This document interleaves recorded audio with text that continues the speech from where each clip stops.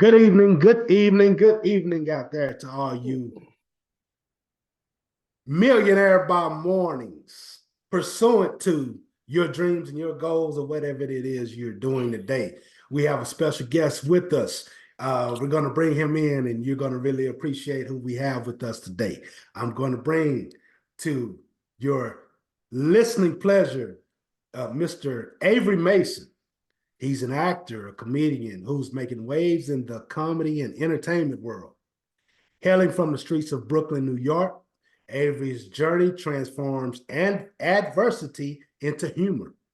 He can be found selling out shows across comedy stages in New York City. Beyond comedy, Avery is a storyteller who captivates audience with authenticity and reliability. He has appeared on various television shows, including The Punisher and The Goodwife, but is best known for his reoccurring role as Black Grimace on the Starz hit show Power.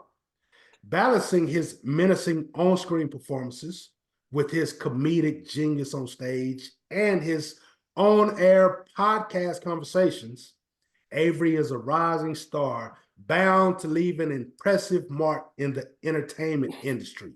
We have with us today Avery Mason.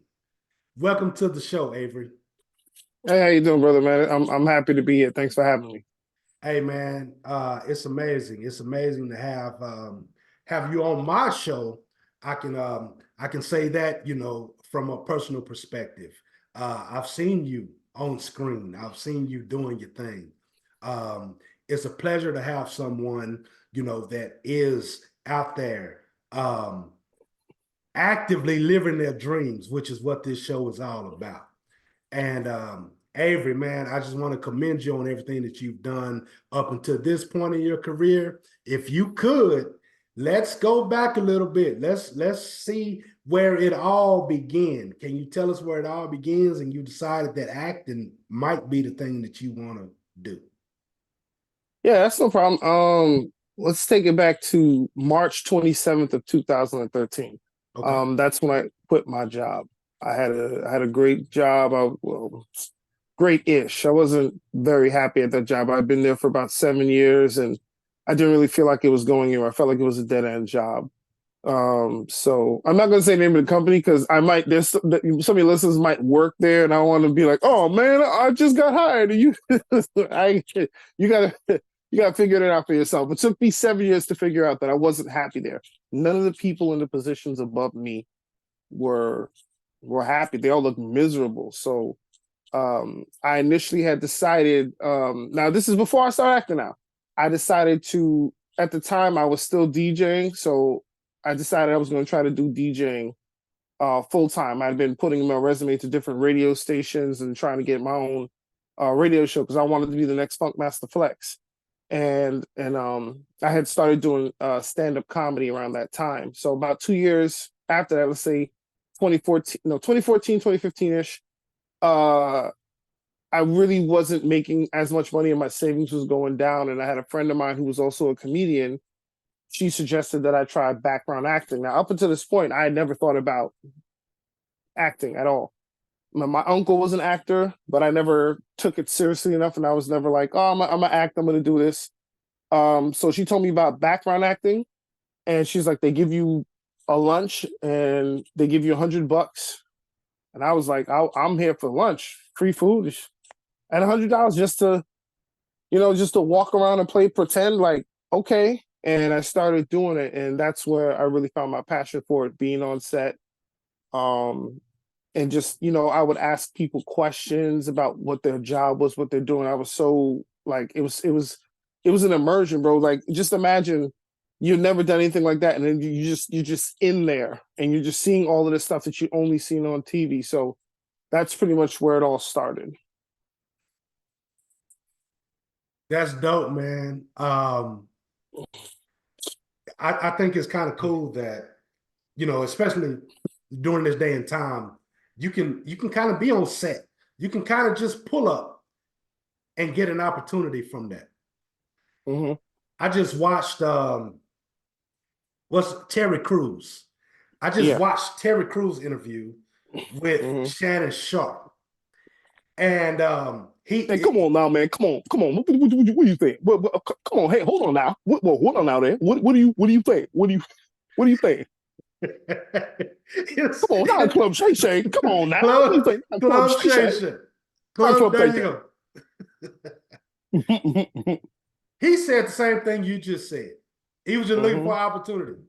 He was just looking for opportunity and ended up just because he had muscles, someone gave him a role,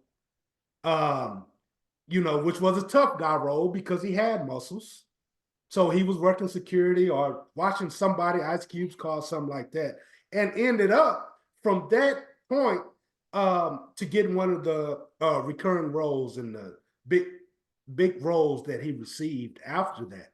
And it all came from just being in the proper place at the proper time. Yeah. So can you tell us how your friend getting just an introduction of, just like you say, man, I'm just here for a meal. How did that lead to you getting other roles? All right, so let's where do I start? I want to start pretty much where I left off at. So I had started doing background. If you go back and watch certain shows, you might see me. The first show I ever did background on was a show. I don't know if I'm not sure where you're based out of, but there's a show here called Blue Bloods that comes on CBS. It's called a procedural. It's kind of like Law and Order, Right. Stuff like that, where it's like a crime drama procedural. And I got background on that. And then I got background on another show and a couple other shows. So what I decided to do was I made a goal for myself. I said, I'm going to get background on every single show that films in New York. And I went ahead and I started submitting myself to every single show that filmed here to get background. And I got on almost every show except for one, and that was Power. No matter how many times they would have like Party Goer, they would have like Street Toughs. And I'm like, well, I look tough. I'm from Brooklyn. I submit, didn't get it. And I'm like, I don't know what it is about why I can't get on a show that's filmed in New York. I'm from Brooklyn and I can't get background on it. So I kept doing it, right? Until one time I got it was through Central Casting, and they had a casting list. They're looking for like a featured person to be on the show who's like 6'4", and I'm 6'4" and I'm about 250. So, I fit the description what they're looking for. So I submitted, and it ended up being Power, and I ended up getting it. But it was a featured background. The difference between featured background and regular background is like what's behind me right now. You don't see it clearly. Right. It's just, but featured background would be you get on camera, but you don't have no words. So that's what I got. And I ended up that episode, I ended up being the only person on background in that particular scene. So it was just me and everybody else who had lines, like all the stars of the show. And I was the only background in the scene that day. And my first scene happened to be with Omari Hardwick, who plays Ghost on the show. It was me and him. I open a door for him. You get a scene of me. You see my face. They come in. I go out, right? So I'm like, boom. I'm like, great. I got background on the show. That's another one off the list. You know what I'm saying? Like, let me go figure out how else I can get on the rest of these shows. I'm just thinking I'm good. My goals have been met. And they called me back to come do some more background. I'm like, oh, word? Y'all want me back? So I go back again and again. And then I end up meeting, I want to say this is season 2. So if you guys are really big Power fans, you can go back and you'll see me in season 2. So you see what I'm talking about. Now, in one of those episodes we filmed in season 2, I met this lady, and she took interest in me. She looked at me. She's like, yo, I like your look. You're always on time. You're really good energy. Like, what's your name? I said, yo, I'm Avery, and I'm just the background guy here, the only guy here, or whatever. And I made some jokes with her, and she said, it was nice to meet you. And she went about her business. I didn't know who it was, right? It wasn't until later that I found out that was the showrunner named Courtney Kemp. And she was a showrunner. She created the show along with 50 Cent.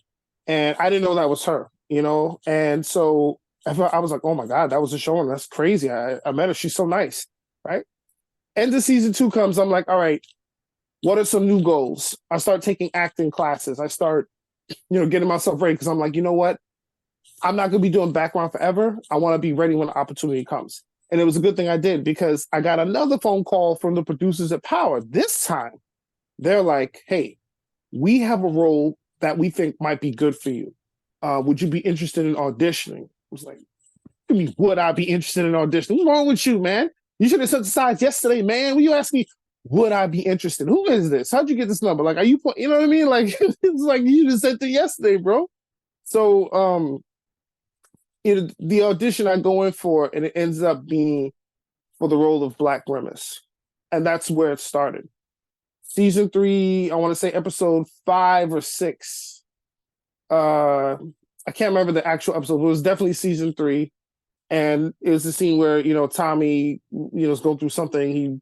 He does some drugs and he beats poor BG up. And that was my first time on screen.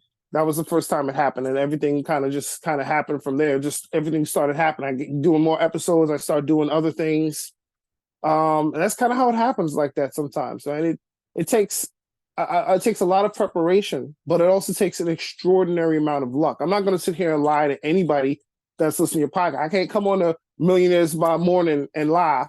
All right, I'm going to tell you it takes preparation and it takes luck. Because I'm telling you, if you guys are millionaires, you could go look up pay somebody, go look up my past and see if I'm telling the truth or not. And I'm telling 100% truth. Any actor you ask will tell you preparation and a lot of luck. You got to get lucky. Somebody's got to see you and give you opportunity, and you have to be ready for that opportunity. Because people don't got time or money to waste. But anyway, that's pretty much how I got like into acting, like serious acting, and then, doing some other roles like on The Punisher that you saw, The Last OG, and a couple other things. That's super dope, man. That's awesome. Preparation and luck. I want to touch on that because we are the Millionaire by Morning show. Yeah. My whole thing is if you're not prepared, there never will be that luck, right? Yeah. You did exactly what it was meant for you to do. What came to your fruition to be able to say, hey man, listen, I need to take some acting classes. I'm getting a little serious about this. And then there it is. You cross paths with opportunity. Yeah. Yeah. I tell people all the time, man, listen, even if you was to win the lottery, you know what I mean? If you was to win $1 million lottery, you still had to wake up, go to the store, buy the ticket. You had to scratch it off. You had to be prepared. Some preparation had to go into that. It couldn't just be 100% luck. Something had to go into that. So yeah, if you think about it, it's kind of like for the people who are still kind of like, what you mean luck? When you go to a casino, you're prepared. You don't come to a casino with empty pockets. You say, hey, look, I got paid this Friday. I'm going to take me $300. I'm going to go to the casino. You're prepared. The luck comes in when you go and you put all the money on black, and you might hit if you play roulette or whatever. You hit 21 if you play blackjack. It takes preparation and luck. You got to know how to play the game. You got to come in there prepared. You can't come in there, I'm gonna hit on 20 when you're playing blackjack. And then you're not prepared. You don't know the rules. You don't know how to play. So it's the same thing with acting. You got to know how the game is played. You have to be ready to play, and it takes luck to win. I mean, there's some actors out there. I'm going to say there's some people who have been acting a long time, and they're fantastic people, fantastic actors that just have not had the opportunity or the luck or the opportunity that some of us have had. So I really, every day I say I'm blessed to be able to do this, because not everybody gets the opportunity. And you could probably attest to this. There's a gazillion and one Michael Jordans in the hood who never got to go to the NBA, but they're game ready. They just didn't get that opportunity, that luck. So if you can get this kind of work and consistently do it, it's really a blessing. It is. And like you say, that's across the board. Anything that you're doing. Man, I would like to ask you this. So I'm in Texas. Okay. Love Texas. Y'all got the best barbecue. I'm sorry. I don't care. Quote me on it. Texas has the best barbecue. Sorry, Mississippi. Sorry, Alabama, North Carolina, Texas. I went to visit my cousin in Austin, and let me tell you something. Ain't no vegetables on the plate. Straight meat. Pause. It was nothing but ribs, pulled pork. I mean, it was so good. Y'all got Yes, sir. the hands down. I'm sorry. Don't at me. All right. I'm not arguing with y'all about this barbecue. And I'm from New York. They got some nice places up here. I've never had food like I had in Texas. So Yo, shout the out to man y'all, man. said what he Seriously. said. You The heard man me. said what he said. I said what I said. I put my name on it too. Avery Mason said it. Okay. Avery Mason said it. You know what? Mm-hmm. You know what? And I'm about to tell you something real quick. I'll Mm. probably have to send you a plate because I have a catering company and Okay. I do barbecue. I'm gonna have to get one of those shout outs that Yeah. you have. I'll probably just make sure that it's a real shout out. I might have to send you a brisket sandwich so you know what I'm Oh, you saying. want some of your brisket? Yeah, Ooh, you know yes. I like food now. No, you didn't have to. You don't Hey. want. You're not gonna pay me, but I'll take the brisket. Now, you ain't got to threaten me with a good time. I'll take a brisket. There we go, man. We're gonna have to do that. We're gonna have to hook that up. But yeah, the man Yeah, said what he said about you heard me. Texas barbecue. You heard it. With that being said, in Texas, man, we look at Brooklyn, we look at New York, in a sense that we don't understand it because it's not Texas, right? Mm-hmm. So power, like you can't go anywhere in Texas, not where I'm from, without anyone who hasn't seen Power. It's like their favorite. Um, but when you Mm-hmm. say,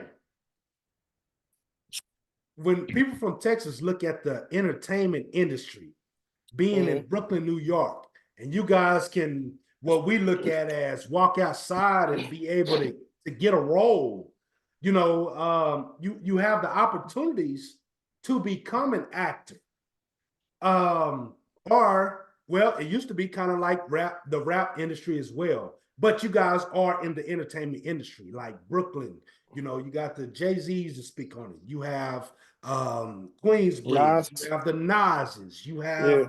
have, even and one thing that kind of is unfamiliar with us is even when you have like poor black people speaking about rap, hip hop, basketball, you still have white people speaking about Brooklyn too and how they come up, and that was their gift as well. So Mm-hmm. that don't like we don't really relate to that.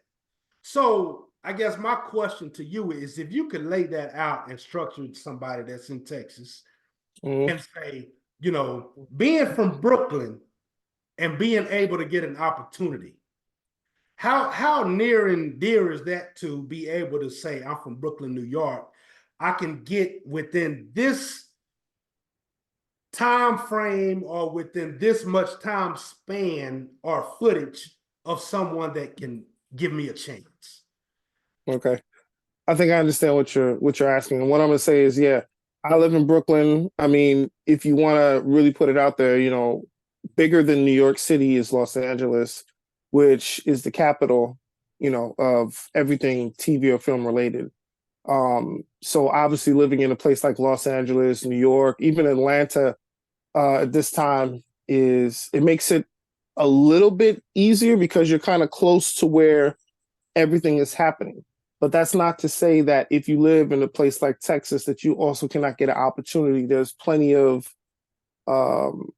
things that film outside of New York that are not like Power. There's so many different shows where they may say it's based in New York, but they just film it on a soundstage in like Mississippi, for example, to save money. I'm trying to think of a show that I used to watch. They said they filmed in New York. All right, so Brooklyn, it's called Brooklyn Nine-Nine. It says it's based in New York, but they film it on a soundstage in Los Angeles, and they just use like stock footage of places in Brooklyn to make it seem like it's Right. there. But I believe my philosophy is the same one that Rakim have. It ain't where you from, it's where you at. Talent, I mean, it doesn't matter where you're at. If you want to do something, I believe the universe will attract. There's a law of attraction, in my opinion. It'll get you there. You work hard towards it, you focus on it, you stay locked into it, and eventually you will get to what it is you're seeking. I mean, I'm not that old in terms of like acting, but when I started, they didn't have as many opportunities as they do now. Like TikTok was not around when I started acting in 2014. TikTok wasn't big. Instagram was there, but it wasn't big like that. People weren't doing the kind of things that they're doing now. I mean, YouTube was there, but again, it was still kind of growing. It wasn't as big as it is now. Big business. You know what I'm saying? So there's plenty of platforms for people. You don't have to wait for the big guys to come get you. If you've got a story to tell, hey, they're not representing Texas. Hey, I want to tell the story of DJ Screw out of Houston. Okay, cool. I'm going to film it myself. I'm going to put it out there on myself. You have Tubi now. They didn't have Tubi when I started acting. You know what I'm saying? In my opinion, it's a lot easier for you to get your own content out there and put it out there and get it made. So if acting is something you want to do and it's a passion, you will find a way to get yourself out there. Get your resume together, get your whatever it is you're trying to put out into the universe, you could do. You don't have to wait for like big name industry because you'd be waiting a long time, especially if you're not able to get to one of the biggest cities to get closer. You know what I'm saying? So you have to kind of bring them to you. You make some good content, for example, Millionaires by Morning. Now, Millionaires by Morning may start with 500. Who knows? By next week, 1.2 million. Now, iHeartRadio is coming to you like, hey, bro, how can we align with you and get some of your listeners to come and listen to our product? Because we want to bring what you have over here. Now, you're making money. You know what I mean? So, that, in my opinion, there's nothing holding you back. If it's easier, yes, in New York. I'm not gonna lie to you, say it isn't because there's a lot more stuff filming here, but it's not a no, it's not impossible. It's just going to take a little bit more work, a little bit more legwork. And you know, if there's something you really want, legwork should not be a problem. Yo, Avery said it right there, man. That was the jewel. That was the gem of the day. It was a jewel. Let's go, man. That was awesome. And for you to say that, it's so. Once again, I'm gonna bring up Club Shay Shay. Okay, now go ahead. Now, what you gonna think, man? Go ahead now. Come on now, brother. All right. So we just watched the man. He had. So what you gonna think, brother? What you gonna think? Cat Williams. He said that's the biggest check he ever received, even while playing football. That's the biggest check Shannon Sharpe has ever received. Was his interview with Cat Williams. And I knew it would be. Once I saw the views, like YouTube. So for those of you who don't know, YouTube, the way they changed the way they monetize the platform. You got to have a certain amount of subscribers and a certain amount of hours watched views on your platform. That thing, when I looked at it, when I heard it, it was more than a couple weeks ago, it was at 53 million views. And the first thing I said to my wife was, yo, he's going to get a big check. That is phenomenal for him. Yeah. And he's not lying. He's not lying. I don't know what the amount that YouTube pays is, but I think they pay you per 10,000 views. You get like $1 maybe. That's just a guess. You might know better than me, sir. But listen, man. Listen, here's what I do know. That was impressive. That was impressive. I'm gonna tell you what was more impressive, if there was a word. When Country Wayne came on his show and said that he has made more than $20 million based off internet, YouTube, Facebook. I believe him. From all his platforms combined, I mean, you know, Instagram started monetizing Reels, and even I made some money. And I'm not the biggest Instagram person, but I made a couple Reels, and I actually ended up getting like $200 a month off of Reels, and I didn't even know I was getting paid. Like, I just went and I was like, look at my account one day, like, yo, what are these checks from? Who's that? Like, right. And then it took me a little bit because I didn't know I was getting paid. I just set up something to monetize it, but I didn't know they had already started paying me on the Reels. So yeah, Instagram pays, Facebook pays. I think he's on TikTok, Country Wayne on TikTok. So all of that stuff pays, and he adds up, bro. Yeah. And you know, I say that to add on to what you had just said, is like now it's in your own hands as a creator, as you don't have to wait, whether you're in Texas, Timbuktu, wherever you're at, you can literally get on there and tell your story, gain your own following, and get a check from it. Yeah. And no, That's please don't nobody out here think that you can't tell your story, because guess what? Not everybody has the same story. My brother here, his story in Texas is different from mine in Brooklyn. You know what I mean? There may be some similarities because we both brothers, but there's the nuance of things. There's so many different things that happen in people's life that are interesting to others. You'd be surprised. Like, I'm on TikTok, bro, and like the only reason I have TikTok is because I'm fascinated to see like what other cultures are doing. Like, this is my thing on TikTok, my guilty pleasure on TikTok. I go and I watch like black people and like places where we don't think they have black people. Like, I just found this girl who lives in Scotland and she's black, but she was born there, bro. And it's crazy. She sounds like Willie from The Simpsons. Oi, I'm from Scotland. Yeah, they have black people in Scotland. I can't do the accent, but then I was like, yo, that's really how she talks. And she's a black girl in Scotland. It's crazy. And like, that's I dope. just go through her feed, like, wow, that's amazing. How do they treat her? What does she eat? What's the soul food like in Scotland? Do they have soul food in Scotland? They don't got ribs in Scotland. Definitely don't have barbecue in Scotland. Definitely. I don't think that. Scott, man, fire started all the cooking. So Yeah. barbecue is really essential to everybody. Okay. You know what I mean? So you had to get some pecan wood or some apple wood, to fire it up. So yeah, Yeah. we just got Scotland barbecue. Man, you just said something that I'm gonna dive into. And what that is that we all have something in common. Mm-hmm. And one thing that we all have in common is hip hop. Oh yeah. Yeah, yeah, man. So the difference is we all have our favorites. We all have our, how should I say? We're all from a different corner of hip Yeah, hop, yeah, yeah, right? yeah. So what I've done today is I've actually pulled up your hip hop list. Look at So I this, have man. This your guy, hip hop this list this this pulled up. millionaire has gone and gotten information. I don't know how he got it, but he Research. he uses resources. Research. He That's what I did some do. research. Okay. So I'm going to bring you in with a introduction before we get into it. Okay.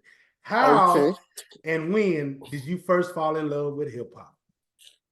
All right. So I fell in love with hip hop. I don't remember the exact date, but I know it was in 1997. I was still in high school, and I would listen to DJ Mr. C. I wanted to be a DJ, and I didn't have like equipment. So what I would do is I'd go to like Radio Shack. I don't know if they got Radio Shack down there in Texas, but Not no Radio more. Shack, like, no more. Okay, so I had it. So I would go there, and they had one of them by me had like turntable. So I would listen to Mr. C, DJ Mr. C. He was Biggie's DJ.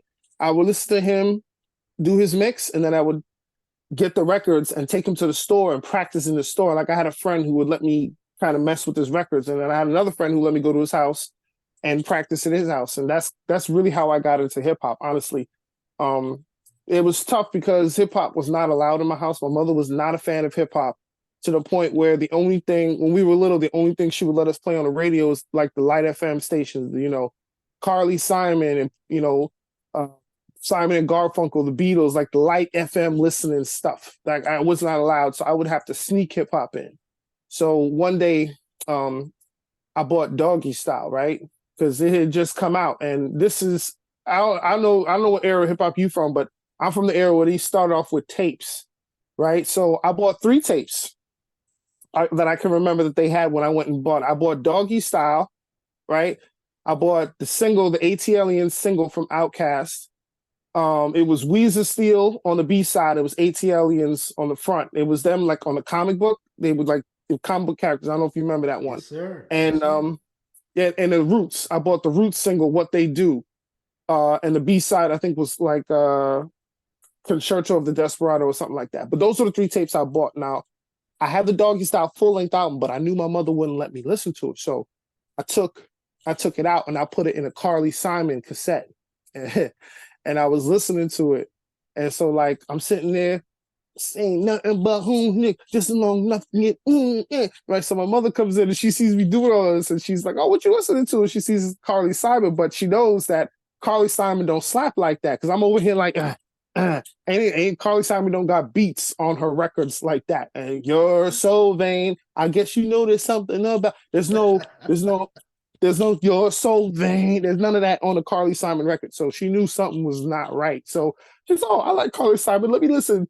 So she takes the Walkman and she like puts the headphones on, and it was like, Snoop now is not the Snoop back then. Back then he was rolling down the street. So my mother's hearing this and she's like, oh, just pushes stop, takes the tape out, and just starts taking it out, tearing it up. Bro, that tape was like $22. I didn't have money like that. $22 was a lot of bread. But she didn't get my other two tapes, and I continue listening to hip hop. I'm from the era where you would listen to the DJ and you would tape the records he would play. Funkmaster Flex used to have one of the best mix shows in New York City, and he would always break new records. You would record it, but the problem is Flex would always talk or play sound effects over it. So he would drop bombs on the hottest part, and you would have to like stop, wait for him to get through his whatever. And once you start playing the record again, then you hit record. That's the era of hip hop that I'm from. I just want to say, I want to put this out there. I've always hated Funkmaster Flex for that reason. Wait a minute, you don't like the big dog Pitbull? You know, he always talked over. He always constantly talked over everything. And I was from Texas. I didn't get a lot of East Coast things. So whenever I did, and I heard Funkmaster Flex and I heard something new, he would always ruin it by dropping them bombs.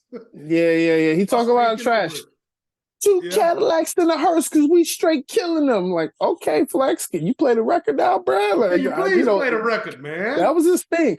I don't know if they did that in Houston, but like, I don't know. I felt like Houston was always so much cooler. Like in Houston and like Austin, Houston and Dallas, some of those DJs, they would always like, they were real smooth with it. They didn't get too hype. You know what I'm saying? It was like real smooth. The only time, and I'm finna tell you, man, and I'll put this on everything. So, of course, I was in a rap group, had a record label, all of that, DJ'd and all of that.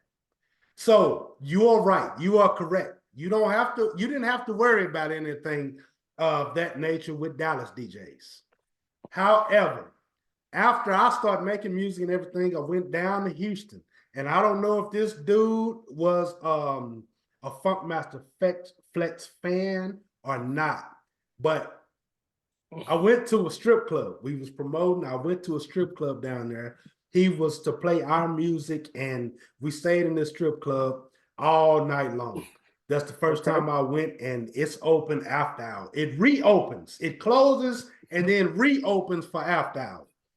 The DJ talked the whole entire time. He never had a break during the music. He talked the whole entire time. Even more than Funkmaster Flex. Wow. I will have to say, when I got back to the Dallas-Fort Worth, anytime that I DJ'd, I did the exact same thing. I don't know what it was, but I took that and I did the exact same thing. And I don't know why, but that's what he did. And I don't know if it was for tips or whatever the reason was, but that's exactly what he did. That's the only person I've ever heard in the Dallas-Fort Worth area. We went to Houston actually, but that's the only person I ever heard like completely just, I don't know his name, but he's the only person I ever heard just completely talk over every single song all night long. Well, everybody is influenced by someone. So when I started DJing, my influence was Mr. C in the DJ style, right? But you also got to talk on the mic. So I would, when I would do parties, I would just copy what Fat Man Scoop would do because that's what worked. And if you don't know who Fat Man Scoop is, I'm sure you've heard of Crooklyn Clan, Timberland. Let's get it. Like if you got ass on the floor, put your hand like that kind of thing. That was me. I would try to be just like that. Yeah. You know what I'm saying? So I copy him because that's what people liked, and that's what so I'm assuming that's what your boy did. He's like, hey, that's what they like. That's what we're doing, man. But some good rappers down there too, man. I love honestly, in the 90s up here, they didn't really play a lot of Southern like music. Like I'm talking anything outside of the East Coast, they didn't play it. So a lot of stuff that I found was because I watch Video Music Box, and they would play these records that I never heard. Like one of my favorite rap groups is UGK. I got a Yeah. pocket full of stone. Like it was, you know what I'm saying? I loved it because we didn't get Yeah. that. I'm hearing this like, yo, what is this brother talking? What do you mean he got a pocket full of stones? Little Flip, um, what's his kid name? Paul Wall, Yeah. um, guys like that, and that whole clique. The I, Millionaire, Slim the Thug. Millionaire Project Pat. Yeah. You know, some of them rappers. I was like, yeah, we never had that. 8 Ball MJG. We never had nothing like that up here. And they had like a whole different slang, whole different Yeah. style of rap, and I was just like, yo, this is fantastic. I mean, I didn't like everything. Some of that stuff, I was like, I don't know what this brother talking about. Like, y'all got some thick stuff down there. I can't be, black youngster. I want to like him, but I can't. Sometimes he be rapping. I'm like, That's he's a Florida. great. I was, That's that's that's Florida. that's Okay, that's way down there. That's Florida Haitian. That's all of that. I'm not familiar either. Matter of fact, any of the young rappers, I don't know.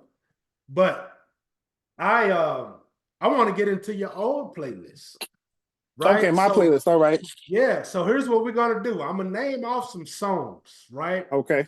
And here's what I know is like back then, I was so hip hop. So songs were nostalgic to me. If you was to Mm-hmm. play one today, I almost know where I was at, what I was eating, what I was drinking, who I was Same. with. Okay, so I figured Same. that. I figured Yeah. that. So what I'm gonna Yeah. do, I'm gonna name some songs, and I But just wait. Before you think of the playlist though, man? Did you went through the whole thing? It's like two let or me three tell. hours on it. Was how was it? Was I mean, was you like, I don't know about that one, but that one is fire. Go Now, let me tell you. Now, I'm gonna be honest with you. ahead, bro. I'm gonna be I can honest take with it. you. Yeah, It came to a point that I couldn't stand the East Coast. I know it is a Let lot me of East tell you Coast. I ain't gonna why. hold you. It was the arrogance of it all. Now, because I was really into it, and you Like, guys had all the magazines, you yeah, had we all did. the Yeah, posters, you had everything. So I know the writers was like just super biased when the UGKs, when the Scarfaces came out, because that was our language as opposed to, right. So then it yeah. kind of it got equal kill, and I I listened to um one of my favorite artists is Redman. You know, Same. I listened to East Coast heavy, Jay-Z. I listened to it heavy, but a lot of my friends didn't. So I'm a little differentiated when it comes to being able to pinpoint good rap, hip hop music. You know what I mean? It's like I said, up here, we weren't exposed to it. Like, honestly, for a lot of people, the first time they ever heard of UGK was when Jay-Z did the song with Yeah, them yeah. on the boat. And then everybody was like, all right, boom. But I had already been listening to the Ghetto Boys. I had already been listening to like Scarface. I See, that's like dope. Scarface, a storyteller. And then I found out about Common. So like I mean, I think once I got older and I started like really listening to hip hop and like going back and looking at some old stuff that I really, Yeah, I mean, Outkast was I don't know if you want to call them Southern, but Outkast and UGK were the first two, and then I kind of opened up from there right, to really right. learn about Southern hip hop. There's some really good rappers on there. That It just is. people just they never gave him the time of day. Like Master P really kind of kicked the door open. Like guys like him just kicked it open. I mean, you say what you want about Master P, make him say was a classic. I'm sorry. Yeah, I you yeah, it, yeah, it don't matter what he was saying. That was a classic. And they was playing it up here, and people were losing their minds. So yeah, yeah, they wasn't yeah. giving y'all a fair shot up here at all. Honestly, in the '90s, y'all wasn't getting a fair shot. But yes, my playlist is overly '90s and arrogantly '90s. I'm unapologetically East Hey, Coast yeah, gritty. that's You what's know what I'm saying? up. That gritty Yeah, sound. The and Southern rap say, sound was smooth, and it was just a different type of hood. But New York was gritty, yeah, hard, boom, back, boom, boom, back. Southern rap was like boom, chicka chicka boom, boom, chicka chicka boom, chicka chicka yeah. boom, boom, chicka chicka Hey, this is boom. how somebody Like, explained it to me, and it made all the sense in the world. This was in the 90s. We're from mm-hmm. down south, and you got to think that East Coast, and then, some of like Chicago, just East Coast music, Philadelphia. Um, Somebody explained it to me, and they said, this is how they explained it. Why they so, they're just very intelligent with their raps. And then I know what you mean. the It's beats are aggressive. not, as the beats are not as laid back as ours. Yeah. And somebody said to me, them niggas ain't got grass. No, we don't.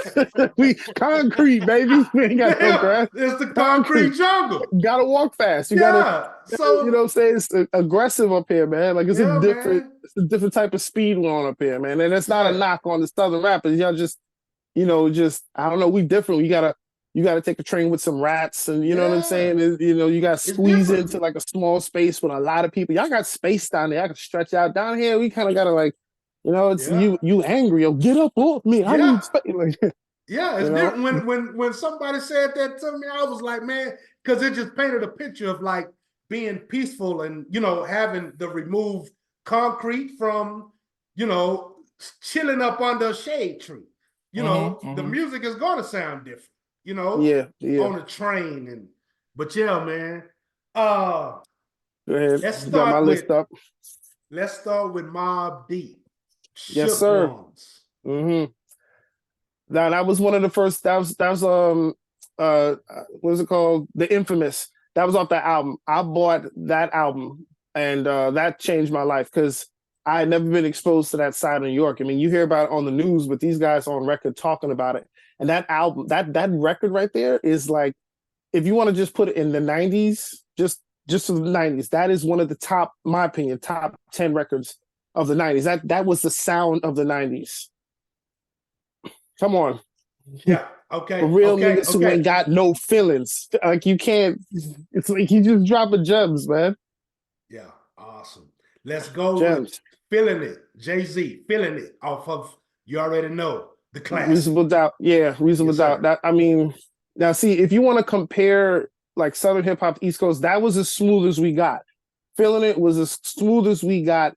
Like that sound, he's just kind of bragging about, the money he's got and all this stuff. And that's as smooth as it got was Jay-Z, like with that record right there, man. I wouldn't say it's a top 10, but it's the sound. It was the sound of the '90s, man. That was the sound of the '90s, man. That was a classic album, boy. Raw potential. No, who could have known? Who could have known? Who could have known? Who could have known? Let's back that up with, this is the first time that I heard about him, 1998, with the VHS tape that they shot the whole entire thing on. Friend or Foe. Streets is watching? The Streets is watching. Friend of Foe '98. That's another one. He's a storyteller. That's a story he's telling about a guy that tried to set him up, if I remember correctly, with some Jamaican dude. Like it's if you listen to his other albums, he tells the story from one part where he ran into a Jamaican dude, tried to rob him, tried to set him up. He found out about it, let the guy go. Then he come back again on the next album. He's like, "Hey, what are you doing here, man? I come and find you with all these goons lined up in some rooms, like some wild cowboys come get me at high noon." Like it was like, I thought I tell you. I thought I told you. Yeah. He's like, boy, we got all your stuff. Who you romp with? You know who you romp with? He's like, gun to your face, and that's all you can come up with. Like that's that's one of my favorite lines. That was the storytelling aspect, continuation aspect. That was something that we didn't see coming from Jay-Z, how great he was going to be. Let's go with Ante Up, MOP.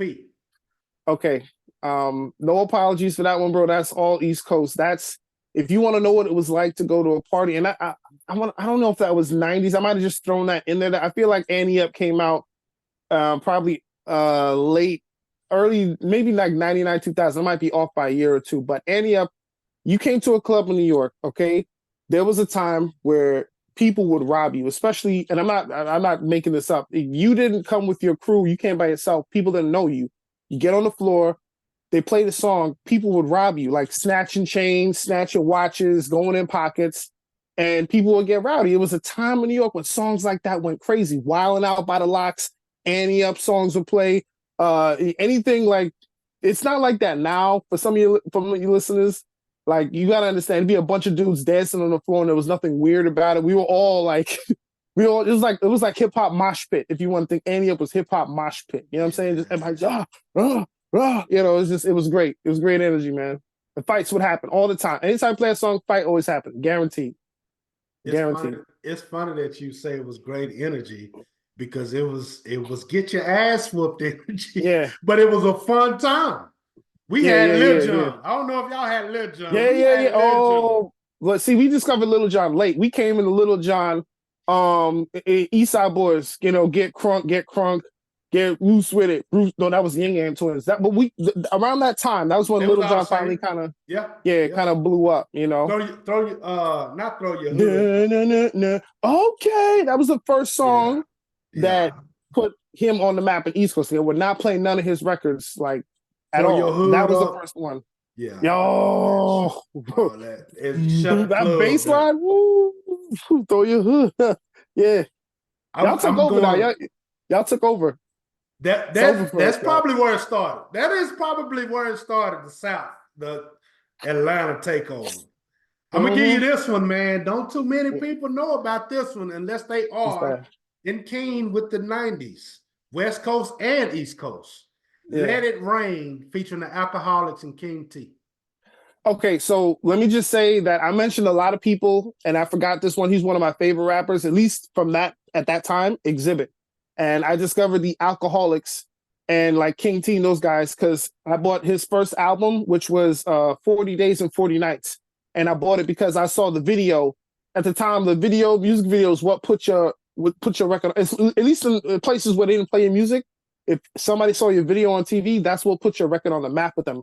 And I saw his video, which was "What You See Is What You Get." Yeah. And when I saw the video, I was like, the flow, the video. I said, I gotta buy this album, and boom! I was like, I'm a fan. I'm a fan, and that's the Alcoholics, King T, Catastrophe, all those guys, man. I discovered them because of Exhibit. Long before he was pimping rides, he was out there, Yeah. trying mushrooms and having all kind of weird experiences. Yes, sir. Um, and then when I heard his album, that album, I went back and bought his first album, which I can't remember the name of it right now, but there was a song on there called he did a song for his son, The Foundation.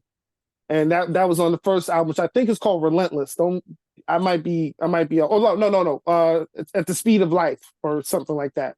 Help me out here. I think it's At the Speed of Life, Exhibit. And there's a song on there called The Foundation, which he talks about teaching his son how to live through his shoes and don't make the mistakes he made and take Yeah, I my can't think of the assets. album name, but I surely know the I song. think it's At the Speed of Life. I think it's At the Speed of Life. Yeah. Um, this I'll one, play right. Y'all told me how listeners might not know. He don't really know music. Let me tell you something. I was a DJ long before I was doing comedy and acting. I was heavy into them records, okay? My crates were not a game. I went heavy. And I'm talking not just crates. hip hop now. Yeah, I had vinyls, bro. I had 12 inches. I go back Michael Jackson, Marvin Gaye. I already No, told you. no, Avery, no, Avery. We sticking with hip hop today. Okay, go for it. Go for it. We Okay, my sticking bad. I with just want hip to let them hop know. today. Okay. Man, I remember the entire feeling of this album. Go ahead. So I can't even just name you one song off of it. I'm gonna give you. I was in high school. I remember coming out of high school around this time, and Mm-hmm. these guys dropped. My God, it was a hell of a summer. Music makes me high. Jeeps, Lost Lex Boys. Coupes, Let's go. Beamers, and Let's Benz. go. Lifestyle of Yeah, the let's rich and go. shameless. Uh-huh, Renee. let's go. Yeah, let's go. Keep going. Yeah, let's go. No, I Legal want drug you to money. tell me, man. Legal Hey, drug money. That came out. I want to say that came out 98, 98. but I think that the for me the Lost Boys that I mean Lex Coops the Beavers in the best. All of my ladies and my men, all my peoples in the pens. Keep your head up until the hoods. East Coast, West, like Worldwide. they had I want to say that album went platinum, but I'm not 100% sure. But they had at least 6 or 7 singles. And to me, this is how you know music has changed. See, back then you would get an album. If you could get 6 or 7 singles on an album, that was crazy. And they get them all on the radio. For perspective, think about Lauryn Hill. Okay, the miseducation of Lauryn Hill. Some of you may or may not remember it, but Lauryn Hill had X Factor. She had Lost Ones. She had there was so many songs on there, and the whole album was a not skip. Like that was how you know you had a classic, bro. Where you didn't skip one track. You listened to the whole entire album. Not many albums. They don't even have albums like that no more, so it's different.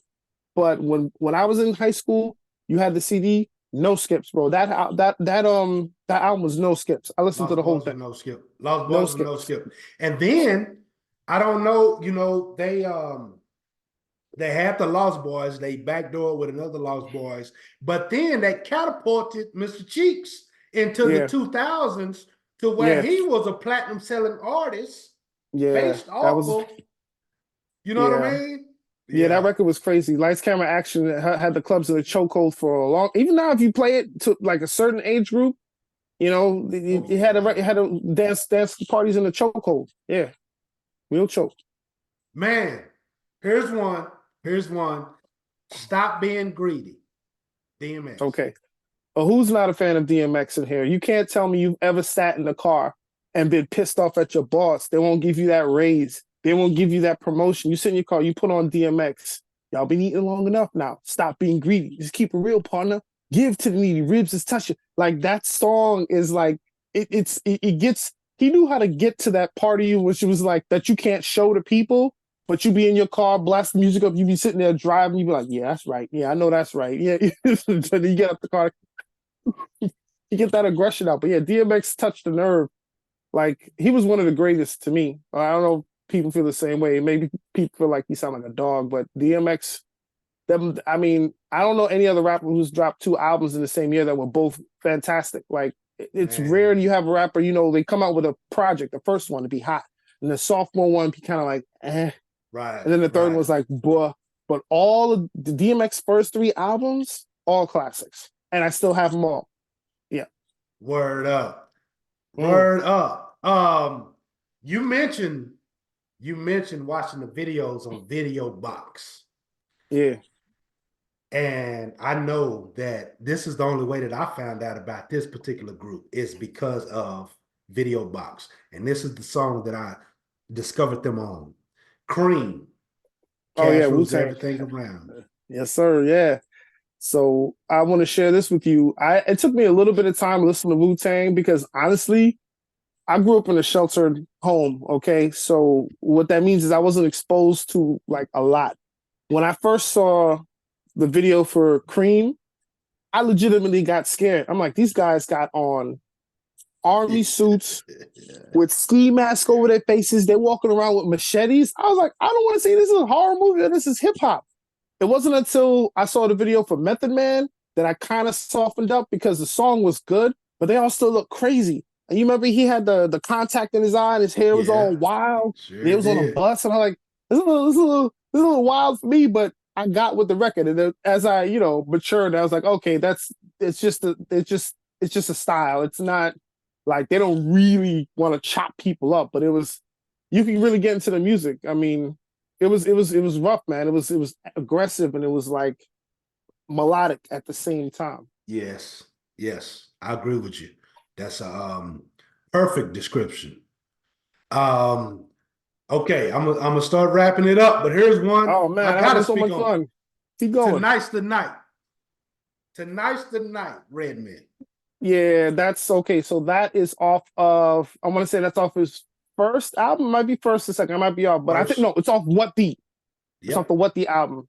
And Tonight's the Night was one of my favorite songs that he did. That's smooth, but he's also talking about some gangster stuff on there too, like drugs and other stuff. But he always had a sense of humor, which made me. This is why I liked Redman because he could rap, but he would also throw some jokes in there, which at the time no other rappers were really doing like that. Yeah. Everybody was serious. You just mentioned Wu Tang, we just mentioned Mobb Deep, we just mentioned the Lost Boys. None of those guys ever threw jokes in their rap, but Redman was the first one that I heard talking about like chicken heads and chicken head convention. It was funny, and I like that he could also throw some humor because comedian. So I always appreciated hearing him Yeah. rap, but he was throw a joke or two in there.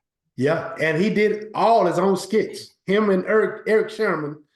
It was like Mm-hmm. they were sitting in a room and they did all the beats, all the tracks, all the skits, all the writing. Yeah, It yeah, was all in house. amazing, Yeah. man. Yeah, all in house. Mm-hmm. Yeah. If you go back and listen to that, you like every one of these skits is like Redman. Like he really put on different hats. I look at it as Mm-hmm. like a comedy special or something. He put on all those different hats, man, and really went to town with it. I think that was dope. That was fantastic, man.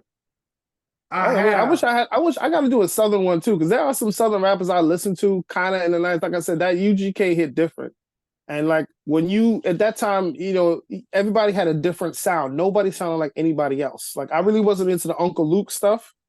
Trick Daddy, none of those guys from the Miami. I always kind of like that the Texas sound of the 90s because like I said, it was a different slang. I had to go look up a few things, like what is that mean? Because we talk the same, but the slang we use is 100% different. So they would say Exactly. things like, what is that?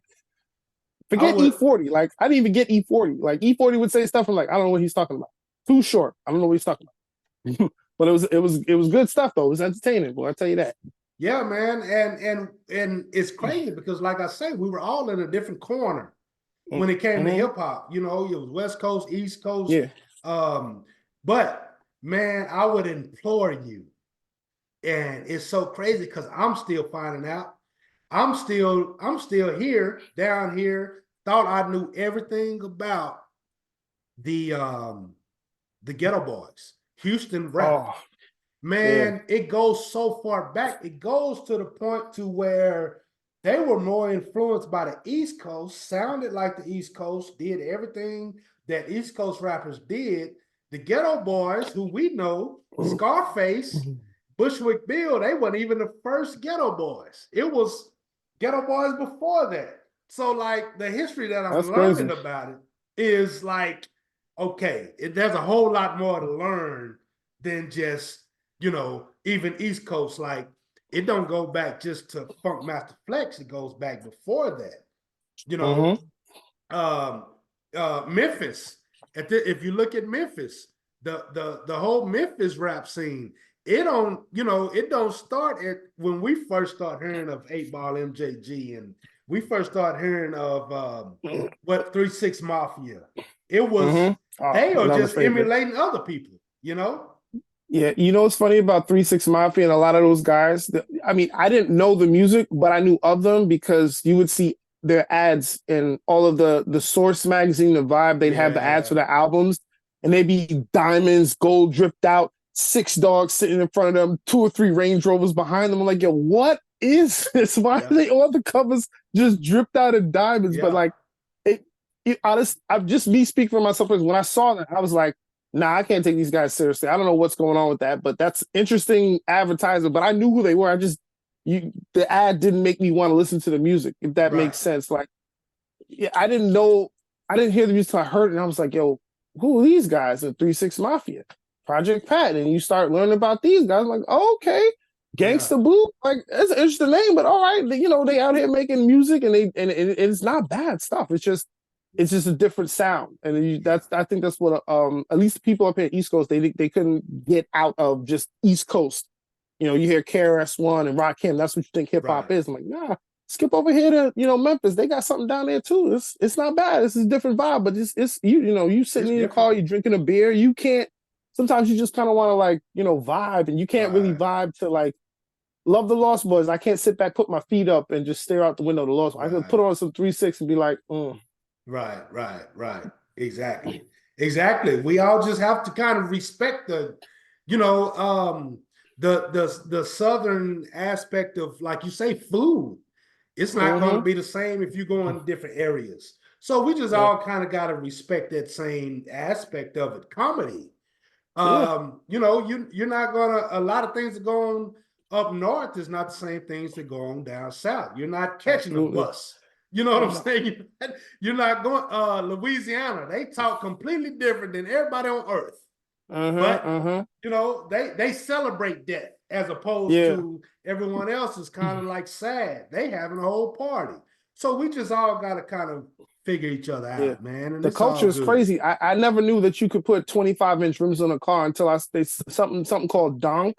They donk. Well, I don't know if I'm even saying it right, but they never did that up here. I didn't see none of that till I went to Texas. Like, yo, how big of a rim did he put on his Cutlass? Like, what has Yeah, happened? Oh, they dunked it. I'm like, dunk? What is that? that's I right. never heard of that. They made a song about it.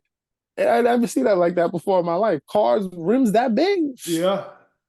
That's Yo, super dope, man. It's just, man, we just all do our own yeah. thing, That's and what makes it and special. exactly, Yeah. exactly, man. And just like you and I are doing today, what we got to do is we got to keep um, crossing what they say when you're overseas, crossing the pond. You got to Yeah, make the yeah. connections. You just, Mm-hmm. you got to reach out. The first time I came to, well, hell, the first and only time I came to New York, we were performing my little rap group and record label. Man, they booed us off stage, ran us Oh out the no. club, and it was, Oh and this was no. 2000. This was right before I was saying that, Yeah. it was acceptable, for Yeah, the yeah, South yeah. to come up there and perform. But yeah, man, we was ran out of New York. Yeah. That But they it was nice, man. I mean, it was tough, man. But like people up here have very specific tastes, but I'm telling you, Outkast is one of my favorite groups. So I didn't buy their first album, which I think was not a permanent album. The first album was it player ATM or something? Southern playalistic Southern Cadillac Play, funky yes. music. I didn't get that album until much, much later on because that album did not exist to me at that point, even though I had um the first album I thought they had was the AT Aliens one, which was not their first album, but that was what put me on to them. And I bought Yeah. every album since then. Every album So since then. so here's what's crazy. I hated AT Aliens. My first week, Oh, my first week of listening to it. Like now, it's my like favorite as far as musically yeah. inclined, like where you can take rap and hip hop and just make a whole symphony out of it. I didn't respect that my Or first week of let, having it. let me help out your listeners who may not know what we're talking about. It goes me and you, your mama and your cousin too, like that. You remember now? Okay, that was that was Outcast. That was the one that I did not like. I Oh have no, a that was crazy. I I have love a that song, man. no, it was the whole It's beginning album. to look a lot like. Come on, Yeah, yeah. The Wheels of Steel. Do you remember them scratching on the Wheels yeah. of Steel? Woo. Yeah, we're on the wheels of steel. Yeah, Show man. me how you feel. Ooh, That's like I haven't heard anything. I haven't heard anything musically. Um, I should say from a hip hop level that goes into that other than the Dog Pound. You say you were oh listening yeah. to like the Dog Pound album is probably my most classical album musically. From Okay. if you ever get a chance to check that out, give it a good listen Now I musically. heard the dog pound. I'm trying to remember. Because I get confused sometimes. Like I was a big fan of Nate Dogg, and what do you call it? He had that song Dove Shack or whatever it was. That No, song, no, the not Dog that Pound song. album, the whole What and was it? complete Do you album. remember what So it was Snoop the first Dogg, single was? What was this? Give me one of the tracks. Do you? Dog Pound, Let's Play House came off of it. It Oh, it was the came Doggy Dog World. Was that one? so that was Snoop Dogg. It Okay, came okay, after that. They was producers on Snoop Dogg's. Um, it's a Doggy Dog World, all the Snoop Dogg stuff. Um, the one that you initially bought, Dog Pound, hmm they came out after that. okay. And their album is Dog Pound, Daz and Corrupt. I was a big fan of Daz and Corrupt. I didn't. I may be like not remembering, but I know I've heard a single off of this. But I was a big fan of Corrupt. His wordplay, his lyricism. I Oh always my thought Corrupt God. was fantastic. Daz was always a better producer to me than a rapper, but Corrupt was always like spot above. And then I don't know if you ever heard of Ras Cass, but I was Oh also a fan man. of Ras Cass. Raz Kaz is awesome. He's awesome. Mm-hmm. He's a West Coast. To me, he's a West Coast, East Coast dude. Yeah, yeah, because he got lyrics too. I mean, Yeah, so man, we yeah. can go down. Like, I go deep, bro. Now I'm telling you, when I open up the vault, I go deep. Planet Asia, I go into Del the Funky Homo Sapien, which is I always like different sounds. I never like things, Yeah. but I I always like somebody who had comprehend. a different sound, even if it was like some people might have thought it was weird. MF Doom, you know what I'm saying? Like, Yeah. just different sounding people. But yeah, for sure. Um, I'm Daz and Corrupt are number one. Daz and Corrupt. It's called Dog Food. It's the Dog Dog Pound. food. The name of the album is Dog Food. And musically, as far as production and everything, like you were saying about that, that is almost probably my number one, if not number two, musically inclined album. I Mm, just mm. the drums, the scratching, I just listen to it for me. Just do me a favor and Okay, listen no, to it when you get a chance. absolutely. You ain't got listen. You ain't got to threaten me with a good time. I'll go put it on as soon as we done here. I'll go listen it up, man. But for me, like, I mean, there's a lot of number one albums to me. But if you want to talk about an album that I can listen to, again, I already mentioned the Infamous. But again, I'm a huge Mobb Deep fan. I'm a fan of their production and the pictures they painted. If you've never heard of this, I mean, it was one of their most commercially successful albums, Murder Music. Murder Music. That's the one with Quiet Storm with Little Kim, and that's also the one where y'all need to give it up. We don't give a Thug's Life with Nas. Like that album. Can I God, Father Part 3. Please go listen, listeners. can I Go can I listen. Go can I listen. be honest with you, Avery? And I hate to say this. I like I hate to say this. It's too deep. Too much East Coast. Too East This Coast. this, no, this is too much even for me. This is too much even for Oh, me. you gotta But listen to the production. It's crazy. listen, I have never, ever, ever, and you got to understand, I am a hip hop aficionado. Mm-hmm. I am a hip hop historian. I have Okay. never taken the time out to listen to Mobb Deep, ever. You never. And everybody tell me you're gonna be mad at yourself when you do, but let me tell you why. Because I'm totally biased. I am totally biased. Those same magazines that you said that you would look at 3 6 Mafia in, I always felt like they were biased towards Mobb Deep. Every other page was a Mobb Deep fold out, Mobb Deep, Mobb Deep. They got 5 stars and everything, 5 mics. Yeah, And that's I was true. like, man, I'm not, nah, man, nah, ain't no way. So I have, Their music was good though. Let me tell you no, something. I They gotta check it out. earned. I definitely I gotta check it mean, if there's one, forget the Infamous. Listen to Murder Music because it was a little more commercial and it was more mainstream appeal. The Infamous was more centered New York, more New York sound. Like out. people would Right. in from Brooklyn or Queens would appreciate it. But Murder Music was their first commercial album where it had like singles on MTV, singles that were playing like radio friendly that people could play in the club. So I would recommend you listen to that one and kind of introduce you because the whole album is wonderful, wonderful album. Check it out. I'm gonna check it out. I can promise you that. I'm gonna check it out. Mm-hmm. Um, that's dope because I know that boy. I know like that probably the number one. That one they had with Lil Kim was probably the Yeah, number one hip hop beat. And then when they yeah. told me Prodigy is the one that did their beats, like Mm-hmm. that's UGK. I don't know if you know it, but Pimp C did all of their beats. Yeah, So no, I knew that. Yeah, Pimp C did all the beats between yeah, him and Bun B. Yeah. You know what's funny yes, though? People when I first heard of UGK, people said that Pimp C was the better lyricist than Bun B. And I remember listening to I'm I like, used yeah, to think so too. I mean, I thought, but you know what? It's probably just because I'm used to hearing that style of rap up here that when I heard Pimp Right. C, like on the Jay-Z record, I'm like, oh my eat the cup, keep Yeah. it heated in my cup. I'm like, but then I Well, heard Bun B, here's the thing about it Pimp is C, when it Pimp was C took, swag. It was yeah, I didn't see. more Pimp C had more of the like swag more than lyricism. You Right, guys right. like Bun B killed it as far Yeah, as like even to today. He can yeah, rap his bars, ass off. bars, But yeah. But but Pimp C was more of the swagger, pimpish, y'all want and the that's what fur coat, sound. you wanted the chain, the fur Yeah, cup, and the little hat to the yeah. side. Like that's Yeah. So, yeah. and if you can spit game with that too, that's what, so that's what set you aside. But, uh, bro, I'm gonna let you go, man. We can do this hip hop all day. This is second interview than we had from the first one. It's all good though, Yeah, man. bro, I talk music all. I mean, I love comedy and I love acting, but music was what kind of like I didn't have a lot of friends, so all I had was, you know what I'm saying, all I had was hip hop, all I had was music. It was just like once I was able to really, as a grown up, get into my own thing, like it was just like boom, and like all these Yeah. things just coming in and just you listening to everything. I'm talking, I didn't even get to the Far Side.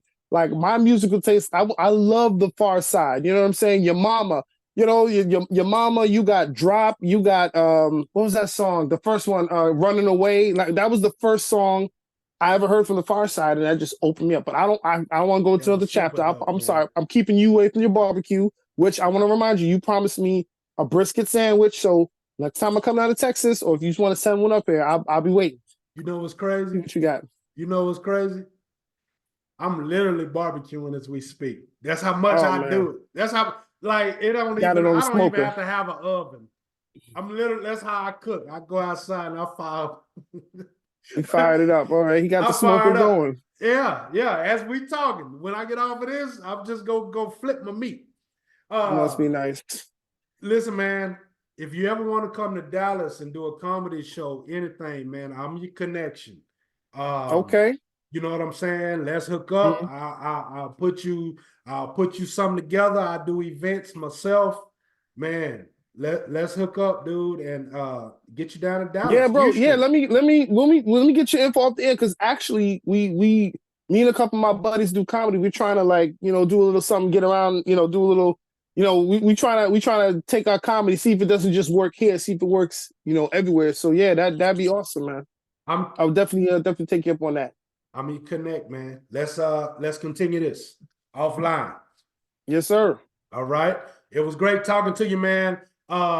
Yeah, this is going to be on YouTube. This is going to be posted. I want to thank you for following your dreams. I want to thank you for becoming a millionaire by morning, whether it's your mindset, whether it's your money, or whatever it is, man. Just continue doing what you're doing, and much success to everything else that you continue to do. I appreciate that, brother. And the same to you as well, man. We had a great conversation here, and it was a great opportunity. I don't normally get to talk a lot of music with people, so it's nice to come on a platform and you be able to talk about something you're passionate about and that you love, and kind of help form you who you are as a person. For me, the music helped formulate who I am. But real quick, I just want to tell you, listeners, if you guys want to keep up with me or whatever I got going on, I'm on Instagram and TikTok, all the social media. It's Avery Mason Official.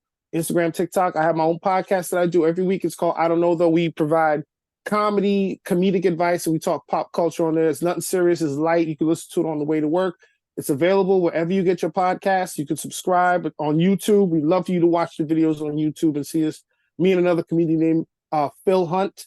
I am Phil Hunt, another New York-based comedian. It's a really good talk. Two good brothers just laughing it up, having a good time laughing at the world and world of politics and relationships. It's really good stuff. That's dope, man. That's dope. If is it okay to like call in and get in on the conversation, or how does that work? Absolutely, man. We would love to have guests, man. I mean, if we did, you'd be our first guest over Zoom. We haven't had one on Zoom yet, man. We could, get the technology right and get you on there. We'd love to have you, man. Hey, I got a couple of ideas, man. I'm gonna definitely follow up with you. We didn't. Okay. What's crazy is I'm gonna tell you how cool this interview is. We didn't even get into power and Black Grimace, and we didn't even get into that because it's just been so real, right? Yeah. It would have been nice to touch on that and everything, but yeah, Well, bro, maybe we need to do a part 2. I ain't gonna hold you. I'll come back for a part 2. You know what I'm saying? I believe we ought to do that. I'm gonna set that up, man, and we're gonna do a part 2. All right, I'm with it, man. Let me know. Okay. All right, Avery. I appreciate you tonight. No doubt, brother. Thank you. All right, you have a great one.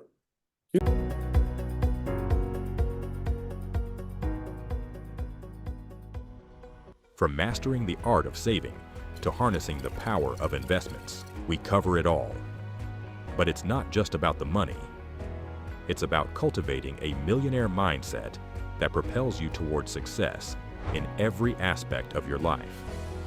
Join our community of ambitious go-getters and discover the secrets to becoming a millionaire by morning. Subscribe now to Millionaire by Morning on your favorite podcast platform. And let's make your financial dreams a reality. Millionaire by Morning, where money mindset, motivation, and mastery meet. Subscribe today and unlock your path to prosperity.